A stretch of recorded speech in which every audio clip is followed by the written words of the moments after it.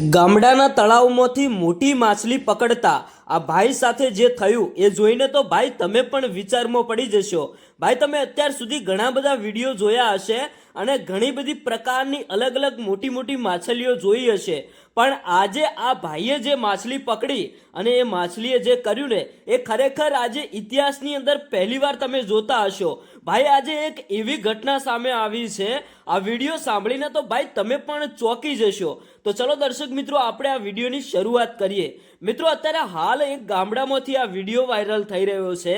આ ભાઈ ગામડાના તળાવમાં માછલી પકડવા માટે પહોંચી ગયા અને ભાઈ તળાવમાંથી જે માછલી પકડી, ભાઈ ઘણી બધી મોટી સાઈઝની માછલી પકડી રાખી, પછી આ માછલીને બહાર કાઢી, આ માછલીને પકડીને પોતાના માથા ઉપર રાખીને આ ભાઈ ઘર તરફ રવાના થયા અને અચાનક પછી ભાઈ જે ઘટના બનીને આગળ આખો તમને પૂરો વિડીયો બતાવું। આ વિડીયો જોઈને તો ભાઈ આજે પણ ગામના લોકો વિચારમાં પડી ગયા કે શું ખરેખર અમારા ગામના તળાવમાં આ જે માછલી હતી એ માછલીએ ભાઈ આ ભાઈ સાથે આવું તો શું કરી નાખ્યું કે આજે પણ ગામના લોકો વિચારે છે। તો ભાઈ અત્યારે હાલ જે ઘટના સામે આવી છે, પહેલા આપણે વાત કરીએ કે ભાઈ જો તમારા ગામડાઓની અંદર ક્યાંય પણ આવી માછલીઓ હોય ને તો ભાઈ તમે સાવધાન રહેજો, કારણ કે આ ભાઈએ શું કર્યું, તળાવમાંથી ભાઈ માછલી કાઢી આ માછલીને પોતાના ઘરે લઈ જવા માટે આ ભાઈએ માછલી પોતાના શરીર ઉપર ઉપાડી લીધી। પણ ભાઈ તમે વિચાર કરો કે આપણા સ્વાદ માટે, આપણા મોઢાના સ્વાદ માટે થઈને આપણે ભાઈ કોઈ પણ આવી માછલીઓની હત્યા ન કરવી જોઈએ।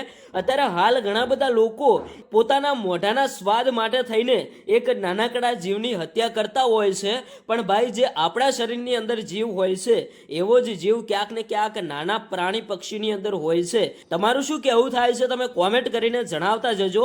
અત્યારે હાલ ઘણા બધા લોકો એવું કહેતા હોય છે કે માછલીઓ તો ખાલી ક્યાંક ને ક્યાંક ખાવા માટે જ આવે છે। અત્યારે હાલ ઘણા બધા લોકો એવું સમજતા હોય છે, પણ ભાઈ એવું હોતું નથી। આ તો ક્યાંક ને ક્યાંક ગામડાઓની અંદર લોકોએ એવું ફેમસ કરી દીધું છે કે માછલીઓ તો ફક્ત ને ફક્ત માણસોને ખાવા માટે જ હોય છે, પણ ભાઈ એવું હોતું નથી। અત્યારે હાલ ક્યાંક ને ક્યાંક માર્કેટની અંદર, બજારોની અંદર જ્યાં જુઓ ત્યાં ભાઈ માછલીઓ વેચાતી હોય, ઘણા બધા બીજા પણ અલગ અલગ પ્રકારના માંસ મટન વેચાતા હોય છે। તમે શું કહેશો કોમેન્ટ કરીને જણાવતા જજો।